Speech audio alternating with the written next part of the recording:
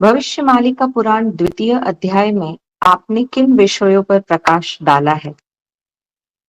देखिए, ये जो द्वितीय पुस्तक है ये बहुत मेहनत से ये बना है।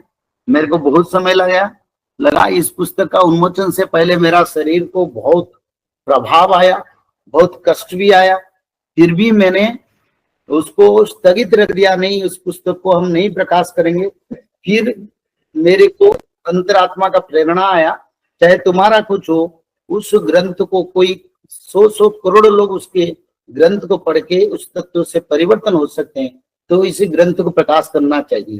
तो मेरे अंतरात्मा से यह आने के बाद मैं खुद का दुख आए तो कोई बात नहीं, पर इस पुस्तक का मैंने प्रकाश किया और आगे उसका भक्तों के लिए अर्पण होगा। उसमें मूल तत्व है, देखिए कली भारत क्या है, कली भारत कैसे होगा और कैसे देवता भगवान कली भारत के लिए लड़ेंगे। क्योंकि एक तो वार होगा देश देश के बीच में जिसको हम थर्ड वर्ल्ड वार कहेंगे। दूसरा युद्ध होगा कलयुग का, जो द्वापर युग का एक बेला महाभारत, और वो महाभारत कहाँ से शुरू होगा, कैसे भगवान उसको करेंगे, इसके बारे में रचना है। उसमें 64 प्रकार बीमारी के आने वाले में कैसे बीमारी सब आएगा, इसके बारे में रचना है। द्वितीय विश्व युद्ध के बारे में उसमें रचना है। भारत के साथ कौन कौन देश रहेंगे उसके बारे में रचना है। विश्व में नाटो वायरसमेंट कैसे होगा उसके बारे में वर्णन है। त्रिकाल संध्या का तत्व क्या है उसके बारे में वर्णन है। आने वाले पंचभूत प्रलय के बारे में वर्णन है। जगन्नाथ क्षेत्र को कैसे समुद्र आएगा, कैसे संकेत दिखाई देगा उसके बारे में वर्णन है। सुधर्मा महामा संघ और सुधर्मा संघ ब्रह्मा शंकर भगवान और 33 कोटि देवता के बीच में कैसे बैठेगा, कब बैठेगा, कहाँ बैठेगा, इसके बारे में वर्णन है। भगवान कल की कहाँ निवास करेंगे उसके बारे में वर्णन है। भगवान कल की गुप्त होंगे उसके बारे में वर्णन है। और खास करके पूर्व कलयुग में भगवान कल के अवतार कैसे हुए थे, क्या क्या कहते थे उसके बारे में वर्णन है। और कभी करीब 100 ग्रंथ में कल की अवतार संबल ग्राम पर कैसे, कौन सा संबल पर जन्म होंगे, उसका सारे ग्रंथों का मैंने 100 ग्रंथ का प्रमाण रखा हूँ। कल के अवतार के बारे में कौन सा समय में होगा, जगन्नाथ क्षेत्र से क्या क्या संकेत मिलेगा, इसका बारे में भी रचना की है। और जो संबल धाम बन रहा है, हमारी आदरणीय प्रधानमंत्री ने जिससे संबल धाम का प्रतिष्ठा किया, बड़ा धाम बन रहा है, ये सत्ययुग का आगमन का संकेत है। और वहीं पर कल के भगवान का लीला होगा उसके बारे में भी वर्णन है।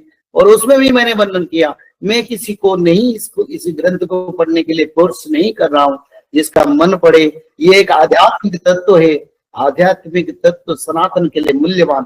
जो इस तत्व को भक्ति भाव से पढ़ना चाहते पढ़िए और इसे पवित्र तत्व को आहरण करे, आपका कल्याण होगा। जय जगन्नाथ। बहुत ही सुंदर तरीके से हमको इतना ज्ञान देने के लिए खूब खूब धन्यवाद पंडित जी। प्रश्न समाप्त हो चुके हैं। और कोई 4-5 प्रश्न का उत्तर अगर कोई रखें तो कर सकते हैं।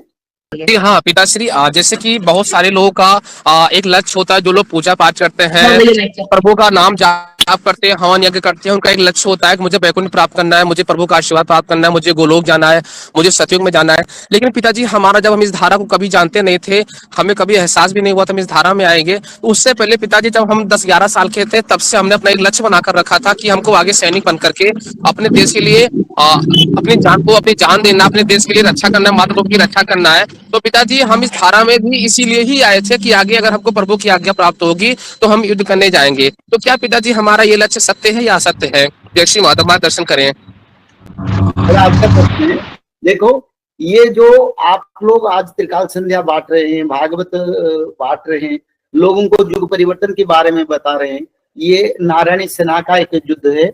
और करीब भगवान के पास 300 करोड़ यदुवंशी थे द्वापर युग में, और वो यदुवंशी जितने थे 3 करोड़ यदुवंशी, 300 नहीं 3 करोड़ थे। तो वही लड़ाई उस युग में अस्त्र शस्त्र में हुआ था धर्म के लिए। इस युग में ज्ञान और बुद्धि और अपना जो परिश्रम से होता है, तो ये एक लड़ाई है, इस लड़ाई आप लोग करते हैं। और दूसरा रहा नारायणी सेना की ओर से जो धर्म युद्ध होगा, कली भारत में कैसे लड़ाई करोगे। हाँ, कली भारत में ये शास्त्र में लिखा है, जो सप्तरथी, पांचों पांडव, 64 सिद्ध और भगवान कल की लड़ाई करेंगे, अश्वत्थामा शल्य 5 चिरंजीवी भी रहेंगे। तो अगर तुम्हारा नसीब में होगा तो उसी समय शस्त्र युद्ध भी करोगे। अभी शास्त्र युद्ध चल रहा है। जय जगन्नाथ।